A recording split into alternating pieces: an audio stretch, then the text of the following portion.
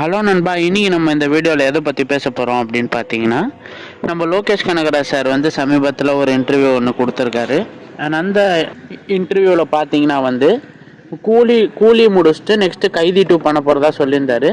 And கைதி 2 முடிச்சுட்டு அவர் இப்போ புதுசாக ஒரு அனௌன்ஸ்மெண்ட் ஒன்று கிடச்சிருக்கு. அது என்ன அப்படின்னு பார்த்தீங்கன்னா, நம்ம கூலி முடிச்சுட்டு கைதிக்கு அப்புறம் இன்னொரு படம் பண்ண போகிறதா ஒரு பேச்சு போயிட்டுருக்கு.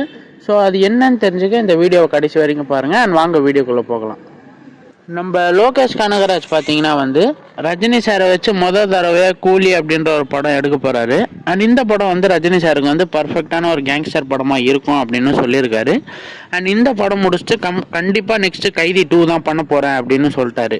அண்ட் இப்போ நம்மளுக்கு நியூஸ் என்ன அப்படின்னு பார்த்தீங்கன்னா நம்ம லோகேஷ் கனகராஜ் பிரபாஸுக்கு ஒரு கதை ஒன்று சொல்லியிருக்கிறதாவும், அண்ட் பிரபாஸுக்கு அந்த கதை ரொம்ப பிடிச்சி போச்சு, இதை கண்டிப்பாக பிரபாஸும் லோகேஷ் கனகராஜும் சேர்ந்து பண்ணலாம் அப்படின்னு சொல்லி பேச்சு போயிட்டுருக்கு.